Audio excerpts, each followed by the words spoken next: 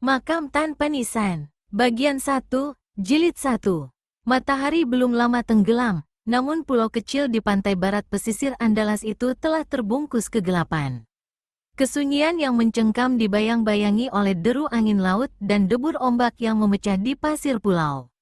Sesekali kunang-kunang beterbangan di udara, sesaat menjadi titik-titik terang yang tak ada artinya, lalu menghilang lenyap dan kembali kegelapan kelam menghantu. Sesosok tubuh berjalan terbungkuk-bungkuk dalam kegelapan. Gerakan kedua kakinya enteng dan hampir tidak terdengar. Namun binatang-binatang melata yang bertelinga tajam dan ada di sekitar situ masih dapat mendengar gerakan langkah kaki orang ini, lalu cepat-cepat melarikan diri menjauh. Di samping serumpun pohon bakau, orang ini hentikan langkahnya. Telinganya dipasang tajam-tajam. Kedua matanya memandang tak berkesip ke muka. Di depannya, dalam kegelapan, dia melihat ada mata air kecil jernih yang membentuk sebuah parit dangkal. Dia mengikuti parit itu ke arah seberang sana hingga pandangan matanya tertumbuk pada akar sebuah pohon yang sangat besar. Lama orang ini menatap pohon besar yang tegak menyeramkan sejarak 20 langkah dari tempatnya berdiri. Matanya memandang ke arah batang pohon yang besarnya lebih dari 3 pemelukan tangan manusia itu. Lalu dia menyeringai dan gelengkan kepala. Dari mulutnya terdengar ucapan perlahan. Di saat orang hendak melakukan kebaikan, menjenguk sahabat yang berpulang, masih saja ada makhluk-makhluk lain hendak berbuat kejahatan. Orang ini kembali memandang ke arah pohon, lalu dia berseru. Manusia di balik pohon, apa maksudmu sengaja sembunyi di situ? Hendak menghadang dan membokong? Tak ada sahutan. Angin laut bertiup kencang. Semak-semak dan daun-daun pepohonan terdengar bergemerisik. Seekor kadal hutan melintas cepat di depan kaki orang yang tegak dekat mata air. Ah, dia tak mau menjawab, kata orang yang barusan bicara. Kalau begitu, terpaksa aku harus meneruskan langkah. Dengan tangan kanannya dia mematahkan sebuah ranting kecil di samping. Lalu bertongkatkan ranting ini, orang itu meneruskan langkahnya. Melompati parit kecil di depannya. Sesaat kemudian dia telah sampai di hadapan pohon besar. Sosok tubuhnya masih saja tetap terbungkuk-bungkuk seperti tadi. Namun sepasang mata dan telinganya dipasang benar-benar. Satu langkah dia akan melewati pohon besar, tiba-tiba laksana setan keluar dari sarangnya, satu bayangan putih melompat keluar dari balik pohon. Sebuah benda berbentuk tombak yang memiliki 2 mata menderu ke arah kepalanya. Membokong adalah pekerjaan pengecut, seru orang yang diserang. Tangan kanannya yang memegang ranting digerakkan dengan sebat ke atas.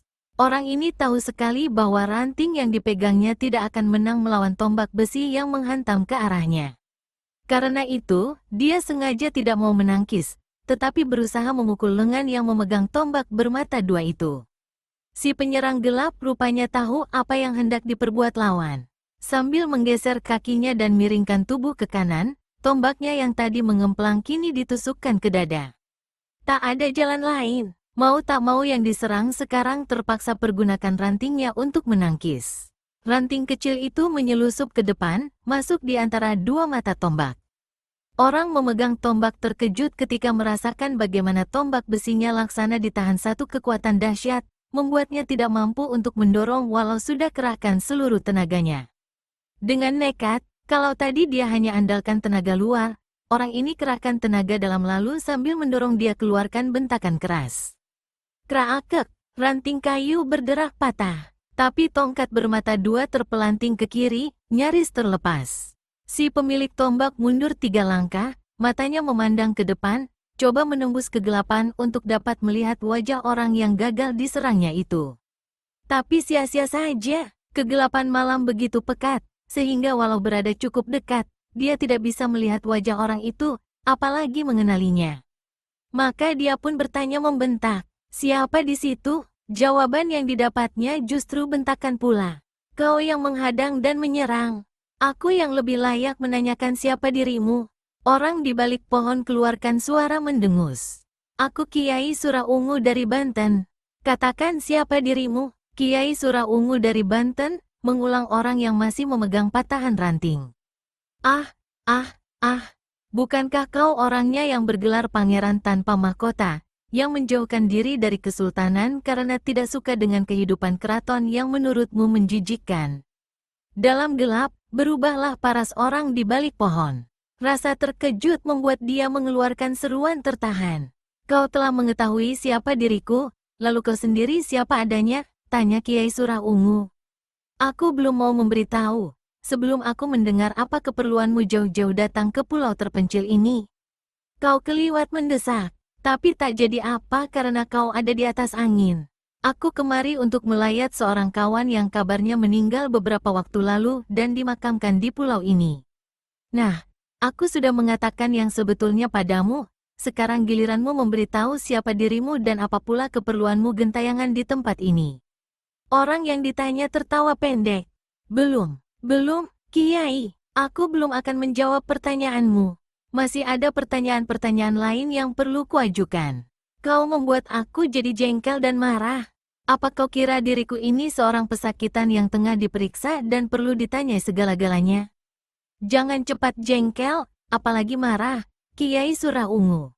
Di malam yang gelap begini, di mana kita tidak dapat melihat wajah satu sama lain, tipu-menipu bisa saja terjadi. Apa maksudmu dengan kata-kata itu? Tanya Kiai Surah Ungu. Lupakan saja ucapanku tadi. Aku ingin tahu siapa sahabat yang kau katakan meninggal dan dimakamkan di pulau ini. Kau pasti kenal, dia seorang tokoh silat nomor 1 di kawasan Andalas ini. Pernah membuat nama besar dan menggegerkan seantero tanah Jawa beberapa puluh tahun lalu. Dia pernah menyandang gelar pendekar gila patah hati. Ada pula yang memberinya julukan iblis gila pencabut jiwa. Namun di kalangan golongan putih, dia lebih dikenal dengan panggilan si tua gila. Nah, sekarang apakah kau sudah puas, atau masih hendak merahasiakan dirimu sendiri? Ah, rupanya kita mempunyai tujuan yang sama. Kiai Surah Ungu merasa heran. Tujuan yang sama belum tentu berarti hati yang sama. Katakan apa maksudmu? Aku merasa kau ikuti sejak aku menjejakkan kaki di pulau ini. Kecurigaan membuatku sengaja menghadangmu di balik pohon ini. Begitu, orang itu batuk-batuk beberapa kali. Kita ternyata adalah dua sahabat lama yang puluhan tahun tak pernah bertemu. Kiai Surah Ungu maju 2 langkah. Aku memang rasa-rasa pernah mendengar suaramu. Rasa-rasa mengenali. Tapi, otakku sudah agak pikun. Sulit bagiku menerka kalau kau tidak segera memberitahu siapa dirimu. Aku Ramadi Watampone dari Bugis. Astaga, betul kiranya aku berhadapan dengan kawan sendiri. Bukankah kau yang di timur dikenal dengan nama besar pendekar badik emas? Orang yang mengaku bernama Ramadi Watampone tertawa perlahan. Ulah manusia memang banyak, aku kebagian menerima ulah dalam bentuk gelar seperti itu. Kiai Surah Ungu sisipkan tombak pendeknya di pinggang. Dia menyalami Ramadi Watampone. Kedua orang ini kemudian malah saling berangkulan. Puluhan tahun tidak bertemu. Sekali bertemu di tempat gelap di pulau terpencil begini. Siapa yang tidak saling curiga, kata Kiai dari Banten itu. Nah, kukira kehadiranmu di sini tentulah juga untuk melayat sahabat yang mendahului kita. Kau betul, Kiai Surah. Hanya sayang, kita sama-sama tidak sempat melihat wajah tua gila penghabisan kali sebelum dikubur. Ada baiknya kita segera sama-sama menuju ke makam sahabat kita itu. Biar aku berjalan duluan. Kalau begitu, aku mengikuti dari belakang, kata Ramadi Watampone. Dalam gelap, kedua orang yang sama-sama berusia hampir 70 tahun itu berjalan beriringan menuju bagian pulau sebelah timur. Tak berapa lama kemudian, mereka keluar dari kerapatan pepohonan dan sampai pada sebuah lapangan kecil yang dikelilingi oleh batu-batu karang runcing diseling oleh batu-batu cadas, membentuk dinding setengah lingkaran. Karena tempat ini agak terbuka, maka kepekatan malam masih bisa ditembus pandangan mata. Di ujung depan, di sebelah tengah lapangan, tampak 2 gundukan tanah kuburan yang masih merah. Dari 2 makam itu, hanya satu yang memiliki batu nisan. Kiai Surah Ungu dan Ramadi Watampone melangkah ke arah makam, namun di tengah lapangan langkah kedua orang ini mendadak tertahan. Ada 2 sosok tubuh menggeletak tak berapa jauh dari makam. Ketika diperiksa, keduanya ternyata tidak bernyawa lagi. Wajah mereka tertutup darah yang mulai mengering. Pada kening masing-masing, kelihatan sebuah lubang sebesar kuku ibu jari. Dari lubang inilah darah sebelumnya mengucur. Kiai Surah, kau mengenali siapa adanya mayat-mayat ini? Yang ditanya menggeleng, malah balik bertanya, kau, tak pernah kulihat wajah keduanya sebelumnya. Tapi dari dandanan mereka, pasti yang seorang dari dunia persilatan, dan satu lagi yang masih menggenggam keris, seperti orang bangsawan. Mungkin juga pejabat dari sebuah kerajaan. Kiai Surah mengambil keris dari genggaman mayat, meneliti badan dan hulu senjata itu, lalu berkata, gagang keris menunjukkan senjata ini berasal dari Istana Gading di selatan. Kita menghadapi satu peristiwa pembunuhan, Kiai, kata Ramadi Watampone alias pendekar badik emas. Itulah yang ada di benakku, jawab Kiai Surah Ungu seraya memandang berkeliling. Hanya pepohonan dan batu-batu cadas serta batu-batu karang yang tampak menghitam dalam kegelapan. Sulit dipercaya, pada saat kita hendak menyambangi makam seorang sahabat, tahu-tahu dihadapkan pada peristiwa seperti ini. Siapa yang dibunuh dan siapa yang membunuh? Ramadi Watampone memegang tubuh salah satu mayat, lalu berkata, meski darah di mukanya mulai mengering, tapi tubuhnya masih agak hangat. Pertanda orang ini belum lama menemui kematian. Jangan-jangan pembunuhnya masih berada di sekitar sini, ujar Kiai Surah lalu memandang berkeliling sekali lagi. Kemudian dia berpaling pada Ramadi dan berkata, sahabatku, ingat waktu ku katakan padamu ada seseorang yang mengikutiku sejak aku menjejakkan kaki di pulau ini? Aku tadinya menduga kau yang menguntit. Sekarang aku punya dugaan lain. Mungkin sekali pembunuh itulah yang mengikutiku. Jilid 2. Untuk beberapa lamanya, kedua orang tua itu sama-sama jongkok dan saling pandang dengan perasaan tidak enak. Aku punya firasat ada orang lain tengah memperhatikan gerak-gerik kita saat ini, berbisik Kiai Surah Ungu. Ramadi Watampone jadi merasa tidak enak mendengar kata-kata itu. Tengkuknya seperti dihembus angin dingin. Setelah berdiam sesaat, dia lalu berkata, apapun yang terjadi di tempat ini, harus kita lupakan dulu. Maksud utama kita kemari adalah untuk berziarah melihat makam sahabat kita tua gila. Mari kita ke makam sana. Tunggu dulu, sahabat, berkata Kiai Surah seraya memegang lengan Ramadi. Kalau kita berada di makam, punggung kita harus membelakangi dinding batu-batu cadas dan batu-batu karang. Dengan begitu, kita tak mungkin dibokong orang. Siapapun yang hendak membunuh kita pasti akan muncul di arah depan. Kau betul. Kita harus berhati-hati, kata Ramadi pula. Sebaiknya melangkah mundur. Kedua orang itu kemudian mendekati dua buah makam dan melangkah mundur dalam gelap. Begitu sampai, keduanya mengambil kedudukan di belakang batu nisan. Mereka memperhatikan keadaan sekeliling beberapa saat. Aneh, kata Ramadi Watampone. Mengapa ada dua makam di tempat ini? Keanehan itu sudah kupertanyakan dalam hati sejak pertama kali aku melihat dua makam ini tadi, menyahuti Kiai Surah Ungu. Yang satu ada nisannya, terbuat dari batu hitam. Di sini digurat nama tua gila. Tapi makam satu di sebelahnya ini sama sekali tidak memiliki batu nisan. Apakah sahabat kita tua gila mempunyai istri? Tanya Ramadi Watampone. Kiai Surah menggeleng. Setahuku kakek-kakek itu tak pernah punya istri. Kalaupun ini makam istrinya, lalu mengapa tidak ada batu nisannya? Sulit diduga makam siapa yang satu ini, berkata pendekar badik emas.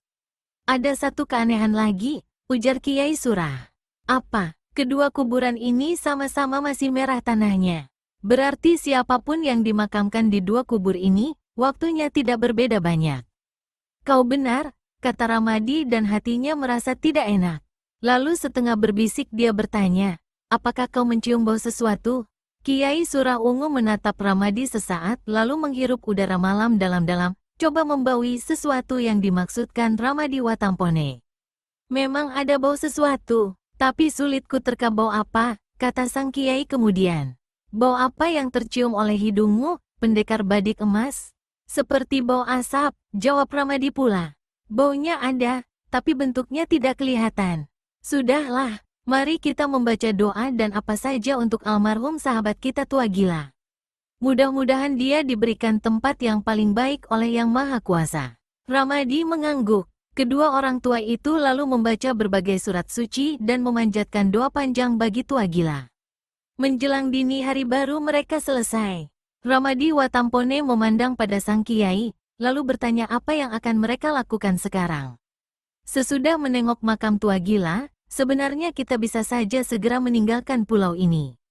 Tetapi tidak pantas rasanya kalau kita tidak mengurusi jenazah kedua orang ini, berkata Kiai Surah.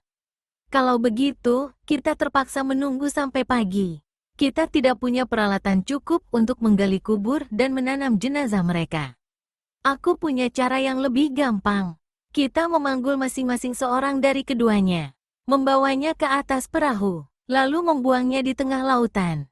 Itu lebih baik daripada meninggalkan mereka membusuk atau dirusak binatang di tempat ini.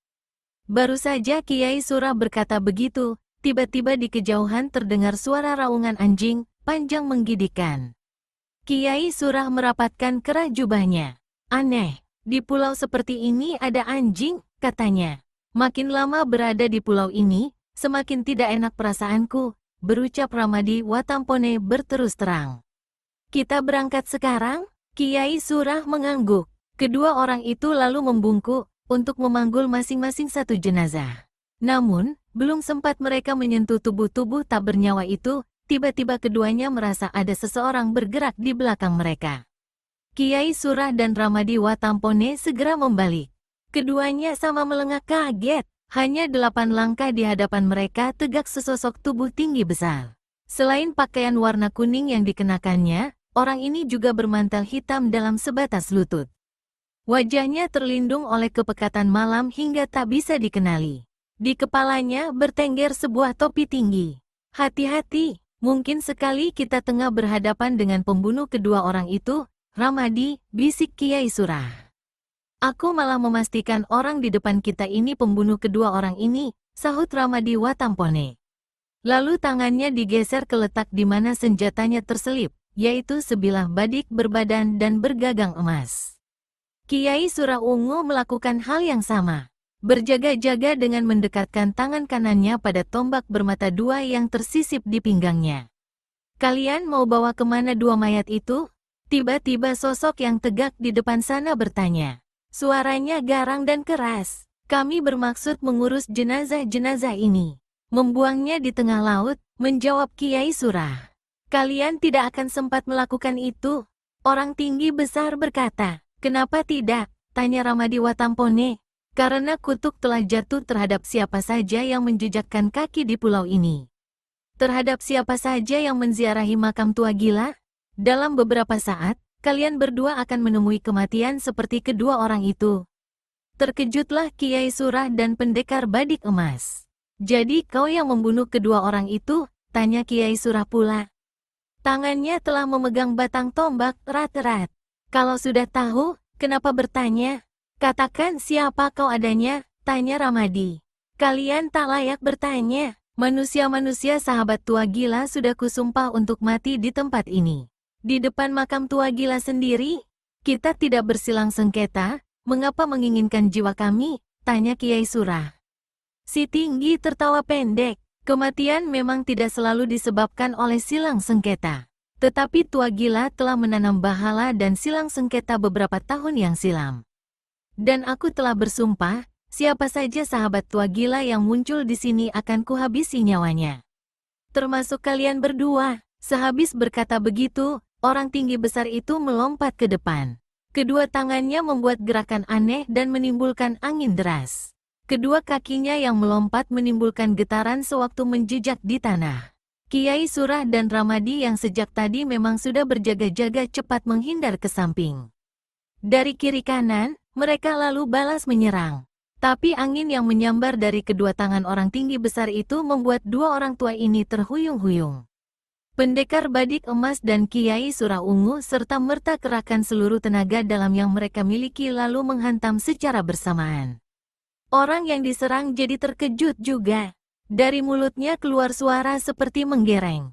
Kembali kedua tangannya bergerak untuk menangkis serangan kedua lawannya. Bukek, bukek, terdengar dua kali suara bergedebuk begitu tangan masing-masing beradu keras.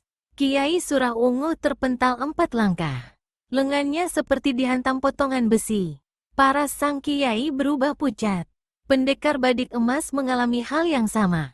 Tubuhnya mencelat 3 langkah dan dari mulutnya terdengar seruan kesakitan. Si tinggi besar tertawa bergelak. Aku senang melihat manusia-manusia seperti kalian. Walau ilmu kepandaian cuma sejengkal, tapi berani menantang. Bukan main panasnya hati Kiai Surah Ungu dan pendekar Badik Emas. Mereka telah mendalami ilmu silat, tenaga dalam, bahkan kesaktian selama bertahun-tahun. Dalam dunia persilatan, mereka dihormati dan menjadi 2 tokoh yang disegani. Kini seorang tak dikenal enak saja mengejek kepandaian mereka.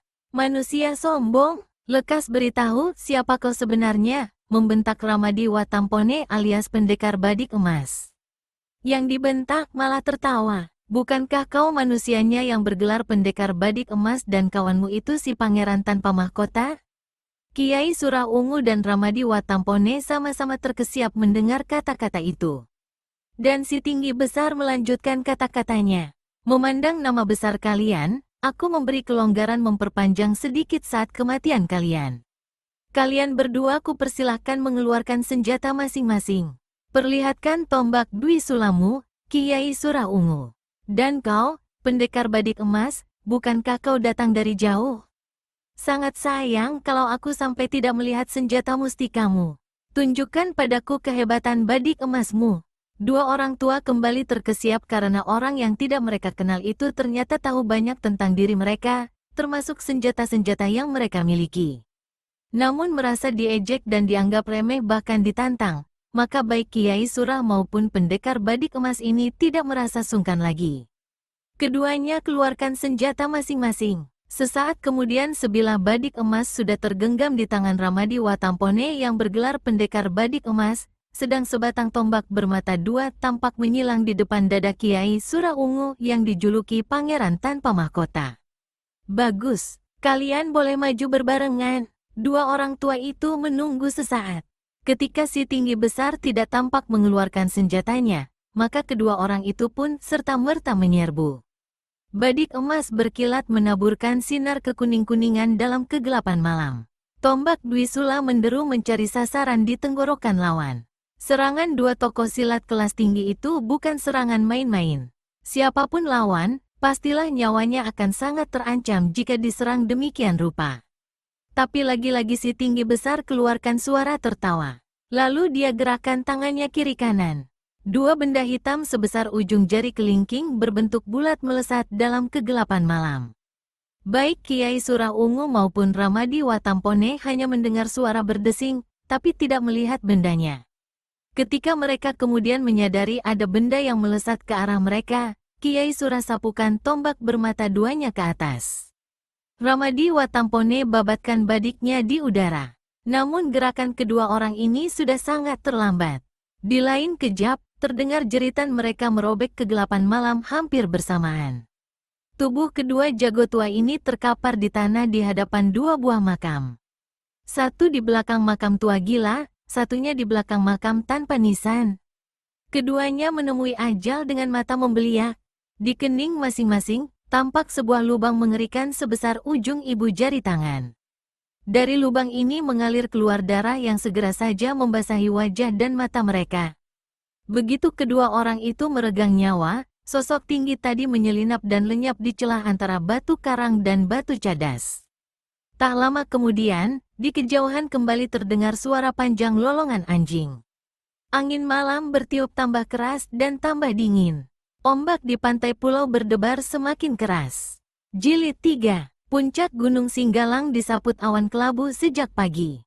Semakin lama, awan kelabu ini semakin tebal dan akhirnya membuat suasana mendung menutupi daerah luas sekitar gunung. Namun sampai siang, hujan tak kunjung turun. Di lereng barat Gunung Singgalang, seorang tua duduk termenung di ruang depan rumah kayu berkolong tinggi.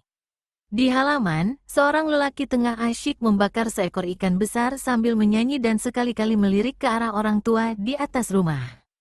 Bau sedap ikan panggang ini menebar kemana-mana.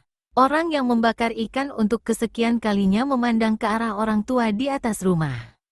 Dalam hatinya dia berkata, kasihan orang tua itu. Sulit diduga sudah berapa tahun usianya.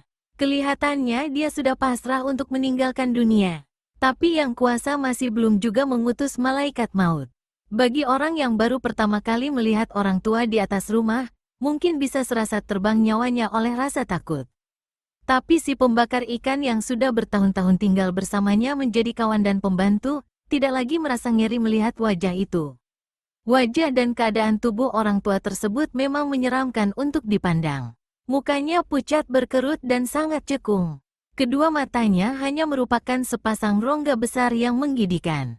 Salah satu telinganya sumplung, di mulutnya tak sepotong gigi pun bersisa. Kedua tangannya kiri kanan buntung sebatas pergelangan. Saringgih, tiba-tiba terdengar suara orang tua itu. Halus melengking, "Ambo, Nyanyuk," menyahuti lelaki yang membakar ikan. Dia berhenti mengipas bara api pemanggang ikan. "Akan lamakah pekerjaanmu itu selesai?" "Ah, Nyanyuk sudah lapar sekali rupanya." Orang tua bermata seperti setan gelengkan kepala. "Aku belum ingin makan, Saringgih. Ada sesuatu yang aku pikirkan." "Ah, pantas sejak tadi Ambo lihat Nyanyuk duduk termenung-menung. Aku merasa kita harus segera meninggalkan Gunung Singgalang ini." Saringgih tercenung mendengar ucapan orang tua itu. Kipas bambu diletakkannya di tanah, lalu dia melangkah ke dekat tangga. Angan-angan apa yang ada di pikiran Nyanyuk? Nyanyuk Ember tidak pernah berangan-angan. "Aku mendapat firasat yang tidak enak. Juga ada isyarat mimpi yang kuterima malam tadi," jawab orang tua itu sementara angin meniup-niup rambutnya yang putih jarang. "Kalau begitu, ceritakanlah pada Ambo mimpi Nyanyuk itu," kata Saringgih lalu menaiki tangga dan duduk di hadapan orang tua bernama Nyanyuk Embal. "Malam tadi aku mimpi melihat udara hitam kelam di pantai pulau ini. Paginya, ketika aku terjaga, entah mengapa aku tiba-tiba saja teringat pada seorang sahabat lama yang tinggal di sebuah pulau di barat Andalas. Aku berpikir, jangan-jangan ada sesuatu terjadi atas dirinya. Usianya lebih tua dariku, sudah sakit-sakitan. Sejak beberapa tahun berselang, aku tidak pernah mendengar kabar beritanya. Kau sendiri sudah beberapa lama tidak pernah turun gunung untuk menyirap kabar dan segala kejadian yang ada di luaran. Aku khawatir kalau sesuatu terjadi atas dirinya." "Jalan pikiran Nyanyuk selama ini biasanya tidak pernah meleset," kata Saringgih. "Jadi, akan berangkatkah kita hari ini, Nyanyuk?" "Tidak, tidak hari ini, Saringgih. Tapi sekarang, Nyanyuk." "Ah, kenapa secepat itu? Kau tahu, perjalanan ke sana sangat jauh.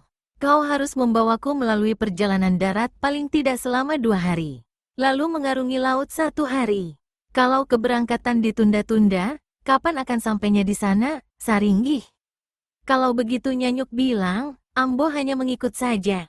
Tapi biar saya selesaikan panggangan ikan itu. Kita makan dulu baru berangkat. Begitu, kan, Nyanyuk?" "Tidak, tidak begitu, Saringgih. Ikan bakarmu sudah cukup matang. Bungkus dan kita makan di perjalanan." Saringgih ternganga, garuk-garuk kepala, namun akhirnya hanya bisa mengangkat bahu. "Selesai kau membungkus ikan itu, siapkan jubah hitamku, Saringgih," terdengar Nyanyuk Ember berkata. "Jubah hitam katamu, Nyanyuk?